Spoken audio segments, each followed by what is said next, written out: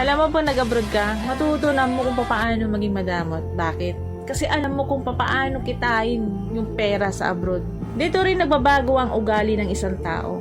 Bakit? Dahil sa mga taong nakakasalamuhan nila na hindi nila kaugali. Dahil sa mga taong nakakasalamuhan nila na iba't iba ang pag-uugali. Karamihan sa mga tao sa Pilipinas at hindi naging OFW kailanman, hinuhusgahan nila yung mga tao na naging OFW na kesyo mayaman na kesyo nasa ibang bansa na kesyo nakahawak na ng pera, na kesyo gumaan ng buhay, lumaki ng bahay mayabang na.